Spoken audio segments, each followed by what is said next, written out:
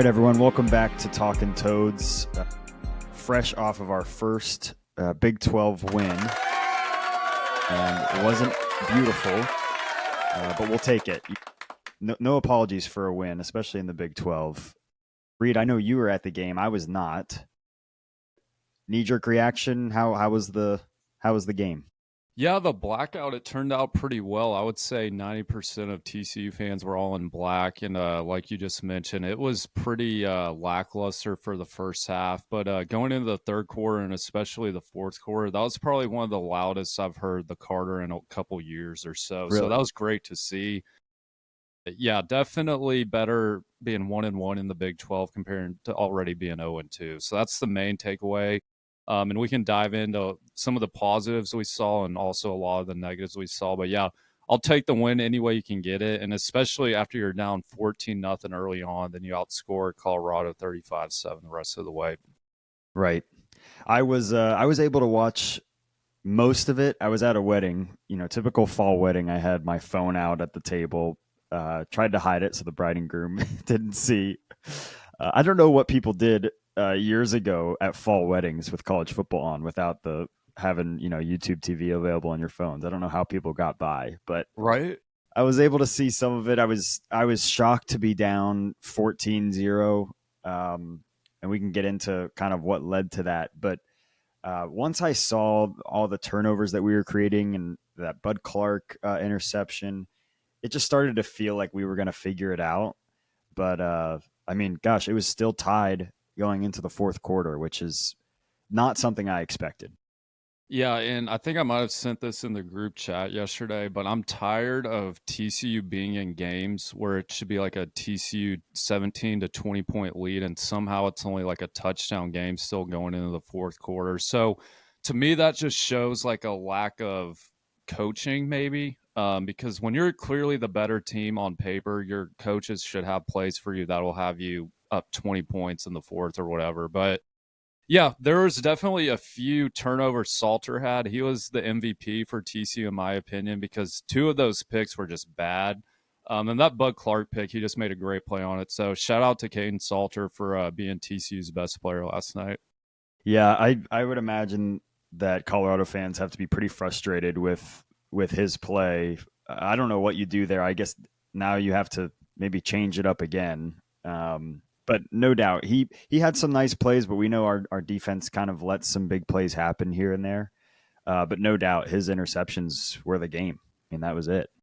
Yeah, and if you're Colorado, I think you're probably going to have to go to the true freshman, Julian Lewis. I think that's his first name. I know his last name's Lewis. Yeah. Because, yeah, a couple of the fans around me, we were talking about, like, there's no way they can go back to Salter. He just looks bad throwing the ball. So it was interesting to see they kept with him. We saw some. There were some celebrities at the game too. I don't know if you ran into Paige Beckers at all, but I saw she was at the game. And I Yeah. also forgot how loaded Colorado's coaching staff is. Did you see Mark, that video of Warren Sapp kicking down the pylons? yeah, I What is totally. that about? I don't know. He needs to go. I'm not even sure what he's. What defensive pass rush analyst or I Who don't even knows? know. It looked Uh, like he was suited up to play, so I'm glad he didn't put the pads on because that would have made the running game even worse. But Yeah, Warren Sapp, Marshall Falk is the running game coordinator. So it's kind of a star-studded staff. I sort of forgot that Dion kind of brought the Avengers together for his coaching staff. yeah, it is pretty funny. I do want to say though, I feel bad for Dion because you could tell there was a noticeable limp every time he was just walking up and down the sideline. And at one point, I think he took his shoe off, if I'm not mistaken. It seems like in his post game he said he has blood clots in his foot now. So prayers for him because yeah, that was tough to see, and obviously you don't want to see that. So I hope everything is healthy or will get healthier on his end. Absolutely, he's definitely battling a lot health-wise, and you feel for him.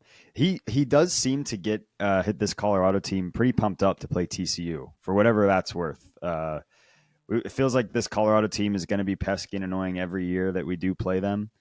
And that was definitely what happened last night. So yeah, let's get into it. What being down 14-0, a lot of it was on us. There were some fourth downs that we didn't get, but what do you chalk it up to? What led to that early deficit? Yeah, so let's start off. I think it was in the first quarter. You're on the 1 yard line and you get no points out of it. So that just kind of shot all the momentum right away. If we want to get into the run game, that's probably going to be the main highlight here. We had And 35. on that, Oh, go real ahead. quick, when we got down to what, the inside the 5, first down, first and goal. So what, it was 3 chances. What were the plays? Did we? I need to go back and look at Yeah, that, but it because wasn't anything good. Yeah, I can because tell yeah, you. that's a great point. If you're first and goal inside the 5 and you don't get any points, obviously the missed field goal is unacceptable. But um, you get 3 chances there to punch it in a short yardage situation. That's inexcusable. So yeah, that was the first strike for sure. Then from there, you have to give Colorado credit. At the end of the first, it was 0-0. But this game felt eerily similar to the Houston game last year, and I'm pretty sure it was exactly a year to the date, which would be October 4th. So in my head, I'm like, here we go. Just another game. You always think like going into the year, your team could have some weird loss. And last night was starting to feel like that, just like that Houston game last year. But yeah, going back to the game 0-0 after the first, then we ended up going into halftime, tied 14-14. But yeah, really nothing was working. Hoover, he looked off a little again, but I think that's just because he has so much pressure in his face. Then the running backs, I can't blame them anymore. It's clearly an offensive line issue. And if you look at our passing attempts to carries for the game, we had 33 pass attempts to 35 carries. So Browse was obviously trying to establish the run a little more last night, but his O line is getting zero push still in the run game. Yeah, I do like that they mixed it up a little bit. I saw that Major Everhart continues to get more involved in the offense. They're doing some swing passes and some nice sweeps. So I think they're trying to establish the run, or at least they did last night, which was good to see. Really great to see Barnes back out there. He does make a difference. I like all of our running backs. I think they're all solid, but he does bring something a little bit different. And yeah, this offensive line is very clearly 5 games in our biggest blemish, and I'm not sure how you fix it. I know Ryan Hughes got hurt. I don't think we have any update there, so that obviously didn't help if you have your starting right tackle get injured pretty early on. But it's absolutely our biggest issue is our offensive line, and I don't get it. I actually No, don't get it. no, and my mom, I was with her at the game last night. She kept asking. She loves watching football, but like X's and O's wise, she's not the best to say the least. Sure. But she just turns over to me probably with second quarter or so. She's like, "Why do we keep trying to run if we're getting no yards out of it? And especially if we're just running that same play right behind the left or right guard." So if she's seeing it, there's clearly an issue going on. And I know last week I said like I would never call for anyone's job, but AJ Ricker, that has to be addressed in the offseason. You can't go 3 straight years of this and still have the same issue. And it's really his players too. Like these are all guys who have been in the program for 3 or 4 years now. Deary, Strickland, Bruno, and Cade Bennett, they've been okay.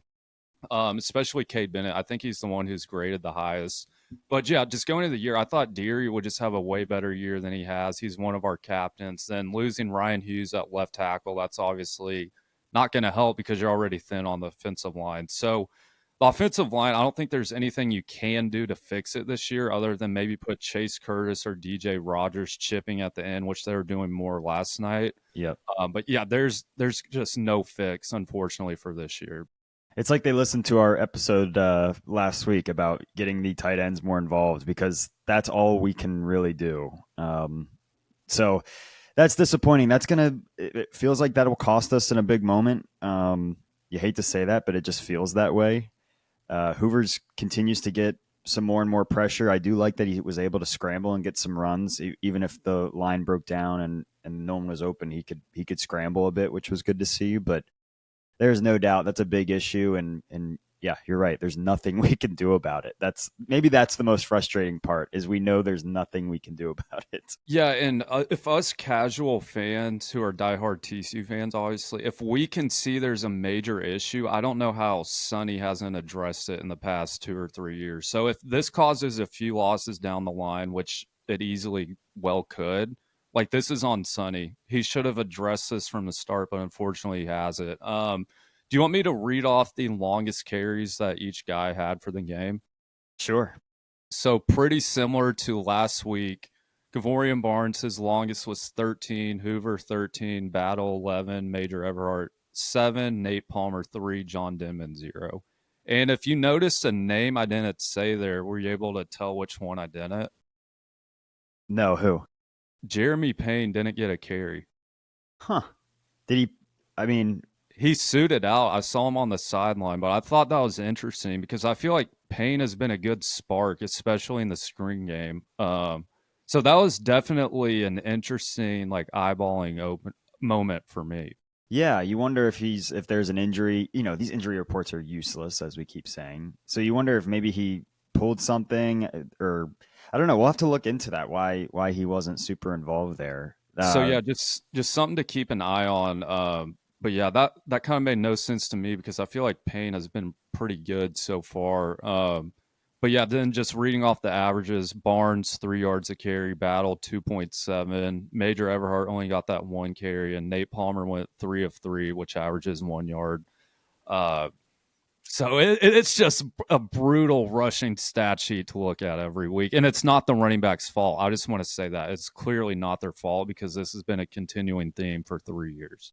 Perhaps the biggest, most exciting things we saw out of that first game against North Carolina was that Barnes breakaway touchdown. Because not only was it a great moment, welcome to TCU, huge rushing touchdown, but you just know as a football fan, when you have a run game like that, or you can make plays like that, it just does wonders for your passing game and for your own defense. I mean, it just completely changes the philosophy of the whole game. So really probably just says a lot about North Carolina's defense.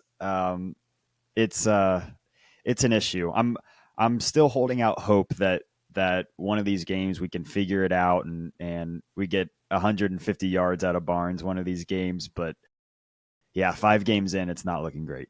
I love your positivity in you, but this team is telling you something when we struggle against Abilene Christian in Colorado, who has the worst Big 12 run defense.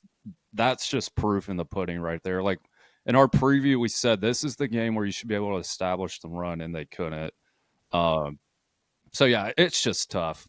It is, but I do give them credit for trying. We are That's definitely what you stuck. wanted to see. I You're just like, wanted just to see them try. try. I Yeah. just wanted to see them try because I think good things do happen. And it did look like a more balanced offense, even though the runs were not getting there. Do you think Hoover, it's oh, sorry, just real no, go quick. ahead. One more thing on the run game. Do you think it's kind of fair to say we were bamboozled with that North Carolina game? I think so. I mean, it's obviously well documented. North Carolina is not a good football team in general. Yeah. I thought you were going to ask, does this give us a better?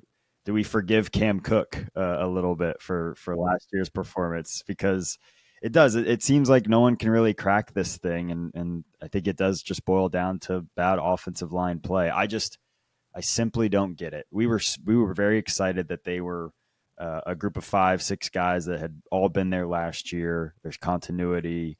They should know the room well, and there should be some strategy there. And it's something's not clicking. For Or maybe sure. it's And not good. to me, it looks like our offensive line like strategy has been recruited and developed. Like we're getting all these 3 stars or low 4 stars, and it's clearly not working. So that's a coaching issue, like we've been talking about, or we're just gonna have to pony up and pay, like Texas Tech has been doing. What guy will pay for that or girl? I'm not 100% sure. I do not have the money for that. But there has to be a TCU big booster out there who's sick of watching that run game or that Right. run blocking game. Right. No, it's yeah, we can't keep belaboring the point. It's definitely an issue. Let's flip it to maybe some more positives. It does feel like our defense woke up a little bit. We know that that Salter was making the mistakes, but I thought they made some really nice plays. That Bud Clark interception, I think, was probably the biggest turning point. I mean, you were down 14-7. They got the ball back, and you get an interception on their side of the field. And I think that just completely changed the mindset of the whole game. Then you double that down with Colorado driving right before half. and we get another interception, not only does that take away points for them, but it just kind of shifted momentum into the half. So you had 3 turnovers. You forced 3 turnovers before halftime, and you were tied.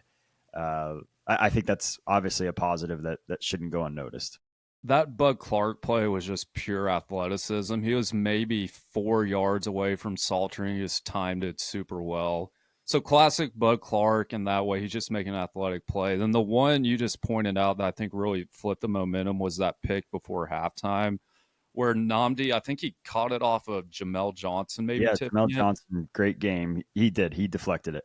But before that, if you remember, I know you're busy at a wedding watching on your phone, so you might Yeah, not have the best view. There was a complete BS pass interference on the back left corner of the end zone. So that stuck the ball at the 1 or 2. Then the very next play, Namdi got that pick. So I think that was really the momentum shift for the game last night. And from there, in the third quarter, no one scored, but in the fourth, we obviously took over pretty well. But yeah, the defense, they've been playing great. For their run or the rushing yards last night, 35 carries for 126 yards. That's not bad at all. Then Salter was 18 of 29 for 217. So the defense, props to them. That's been 2 or 3 good weeks in a row for the most part. But the thing that it looks like they might be having a little trouble with is just getting off the field on third down. So I think that could be an easy fix. Avalos is a good coach, so hopefully that can improve moving forward. yeah. The defense was a bright spot. We know Colorado has some really talented guys. We talked about that before the game, but they seem to be clicking. Something is working there on that in that defensive room, and yeah, Jamel Johnson continues to be our safeties. I really do. I don't think that can go unnoticed either. How you can have 2 veteran safeties like that can really assist and make game changing plays like they did last night. So I will say though, our safeties love to gamble a little bit, which has burned us a few times. that So I like touchdown, the aggressive mindset, but it can hurt you at the same time. I was thinking that too. There was a touchdown in the second half. I guess the only touchdown for Colorado in the second half where they looked at each other and just like they were confused again. So you're right. There are still moments in the secondary where it doesn't feel like they know what they're doing or they're not communicating. But they make up for it with some big plays, and it is that aggressive attitude. So So uh, would your player of the game for defense last night be Jamel, or who would you have? I think so. What was it? Another pick, pass breakup, and I know he had some big stops as well. I And thought Tristan Johnson had a good game as well. I know he got a shout out again post game. So yeah, there's some really nice players on this defense, which we knew, but it's finally clicking. You just brought him up, but Tristan Johnson, I think, has been the biggest pleasant surprise so far. He got his first career start last night, and he's been piling up these weeks consistently where he's really starting to flash. And maybe so far this year, he might be my favorite defensive player because he's young and he's making plays every week. And against Colorado, he had 5 tackles, 2 solos, and 1 sack. So he just keeps showing up, and that's definitely exciting for the rest of this year and the future. Do we have any Devin Deal watch? I know we're trying to monitor his performance because I think it's fair to say it's been a little bit lackluster to start the year. But how did the Deal brothers play last night? Funny you asked that because they had the same stat line to the T. Devin and Marcus both 2 tackles and 1 solo tackle. The identical stat sheet. So maybe we just need to do some more research and seeing where they're lining up. Maybe Devin's getting double teamed more than we think, but the statistics are not there this year so far, and it's early. But no doubt, other guys like Tristan Johnson, KEO, some other guys have really stepped up, which I've been proud of. Yeah, and we had Ansel Denbu out last night. I think that kind of goes unnoticed. So for the run defense in particular, still to hold Colorado in check to only, what did we say, 126 yards. That's pretty impressive. So shout out to those guys. I think for the most part, they've been having a pretty good year. Obviously, you would like some more pressure, but then again, with Devin Deal, you have to remember he's going against a potential first round left tackle last night. So when you're facing good players, it's going to be hard to get sacks, clearly.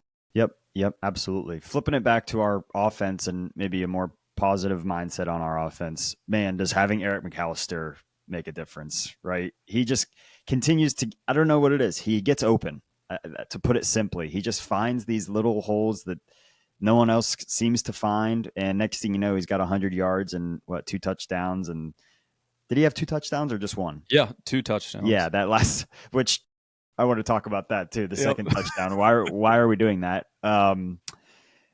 Yeah, having Eric McAllister in this offense completely changes all that you can do. I mean, it feels night and day. There's been a debate whether both McAllister and Barnes were out pretty much all of last week, and kind of who's more important. And with the run game, I really don't think it matters who you put back there. But when you throw in McAllister to an already loaded receiver room, that just makes it way easier. So, yeah, he had 4 catches, 65 yards, and 2 touchdowns.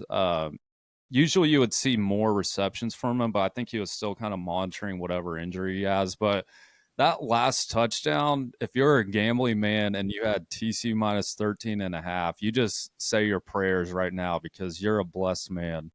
There was a few backdoor covers yesterday. I don't know how Vegas continues to know how that stuff works. It blows my mind, but that's exactly what it was. 13. But you were asking, because I thought of this in the moment too, like, why are we going for it on 4th and 6 or whatever it was? My thoughts on that is you clearly can't trust McCashlin because he missed a chip shot earlier. We were only 7 points up at that point, I believe. Yeah. So if that gets blocked and Colorado returns it, then Dykes is going to look like an idiot. So I think that was probably the thought process. I know why they're going for it. I don't know why they're passing. It's 4th and 6. You might as well. It's 4th down. Like, time's not going to get run off the clock. Yeah, I don't know. It was it worked out, I guess. It right. Worked out. That's all that matters. And another guy who keeps showing up is Joseph Manjack, your boy. 5 catches, 65 yards, and that one-handed touchdown in the end zone. He's a stud. He's a stud. Continues to make plays, and broke some tackles, and the one-handed catch was awesome. He is a really great piece to have in this offense. He's a guy where you'd probably miss him too because he does. He gets those tough yards. Really proud of how they've been able to fit him in the offense. So that's cool to see. Yeah, for sure. Tight ends, they keep playing well. Chase Kurz, 2 for 38. DJ Rodgers, 3 for 27. So everyone chipped in last night, which was good to see. So I think we've covered the defense and offense pretty well so far. Did you have the chance to just see how bad some of the officiating was? Yeah, I know we ran into some of that, but I know that a lot of people were saying, it was my thought too, is classic ball don't lie, because whenever there was a missed penalty or a bad call on a penalty, I know that last play with who did they call the offensive pass interference on? McAllister. Wasn't McAllister? And then 2 plays later, we get the ball back. So it was classic ball don't lie. I know we're not going to be the ref podcast. No, but this week we are. Yeah, it was pretty bad. And that's been 2 or 3 weeks in a row where we've been on the wrong side of some pretty bad calls. Last week against Arizona State, I wouldn't pin that game on the refs. It was just more of us blowing a 17-0 lead. But if we had lost last night, the refs would have been a major part of that. We already talked about that pass interference before the start of the second half where Namdi picked it. Then the one that drove me insane is when Lafayette caught that touchdown in the middle of the end zone. He lightly spiked it. They called that a flag. Guys are spiking the ball left and right now. I was that was in my notes as well. Why can't we spike the ball anymore? It's ridiculous. The Big 12's the no fun league. That's why. It does feel that way. Yeah, you're exactly right. I think had we lost this game, it would have been a bigger conversation piece. And the fact that we won and the fact that we truly were controlling most aspects of the game just didn't look like it, in the score. I think that's probably why we're not talking about it as much. But there's an issue there. There's a major issue. The Big 12 clearly has the worst refs in all of Power 4 football. Every fan will say their conference is the worst, but if you just watch every Big 12 game or a lot of them, you'll just see how bad and stupid these guys are. Yeah, the big block Big 12 logo just looks so dumb. I did a TikTok on that last night. I hate saying I did a TikTok. That just sounds like, what are you doing? You're 28. Stop being on TikTok. But all the comments were like, yeah, they were trash. Like even other Big 12 fans. So it's not just us thinking that. Did it feel like the game kind of dragged with a lot of these penalties being thrown around? I know sometimes when there's a lot of penalties thrown in a game, it can tend to drag out the game longer than obviously it should. Did it take some energy out of the stadium? A little bit, but at one point, fans started throwing stuff on the field, so that was interesting to see. You don't love that. It wasn't like every fan was chunking a beer bottle. It was mainly like a water bottle or a Diet Coke can. But it wasn't too bad. But there was clearly stuff getting thrown on there. Well, as long as no one was hurt, I don't hate it. We can be a little We can be a little chippy. yeah, we can be a little rough around the edges. I'm okay with that. Yeah, TCU fans known for being chippy for Right. sure. Right. But yeah, TCU wins 35-21 after being down 14-0. I think another positive to look at is to be tested like that. Granted, you know you're the better team, but to come back from 14-0 and be able to win and, like you said, outscore them, 35-7 the rest of the way. That says something about the team, the makeup of the team, the guys that you have in that locker room. That's not nothing. So maybe a positive to build off of as you go to Manhattan next week. Yeah, you're exactly right. And like we said at the beginning, when you wake up Sunday morning, it's way better to be 1-1 with an ugly win than 0-2, because that almost puts you out of the Big 12 title contention right away if you start 0-2, especially with Colorado, who's a team that won't be at the top. So yeah, we'll see how next weekend goes in Manhattan. Probably our least favorite place to watch a game, because every time we go up there, it's just chaos and heartbreak. So we'll see what our predictions are for next time. But yeah, do you have any early reads on that, or what are you thinking about that game? I need to think on it more, but I do.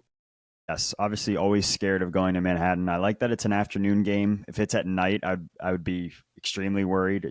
That would give me the heebie-jeebies of memories. And no, I feel okay about this TCU team. I think they are better than Kansas State. It's just can we trust these guys to play a good 4 quarters? I mean, I know that sounds so cliche, but I do think we are the better football team. It's just how it goes on Saturday is up in the air for me right now. So after the past 2 games, are your thoughts on this team more negative or positive than they were at the start of the year? I think it's about where I thought we would be. I thought we would have 1 loss at this point. Hoover's been as great as I thought he would be. So yeah, I'd say we're right kind of where I predicted. But it still feels a little early to truly judge how far this team can go. Does that make sense? It still feels early. Yeah, that's fair. And these next 2 weeks will tell us a lot. Obviously, K-State, they're not great, but it's always a hard place to play. Then you have Baylor coming in, who puts up a jillion points every week. So we'll see how the next 2 weeks go. And yeah, anything else for TCU Colorado? Or are you good? I think that's it. Yeah, never say sorry for a win. We'll take it. We're 1-1. We're not ranked. We didn't get back in the top 25. We shouldn't be. Yeah, agreed. I don't want to be. And yeah, the next test is ahead. I will say one more thing. We kind of brushed over it. The missed field goal, McCashlin. We need an update on Lemmerman, because we can't have those types of feelings, especially as competition gets better, as we play Iowa State, as we go to BYU. We need our kicker back.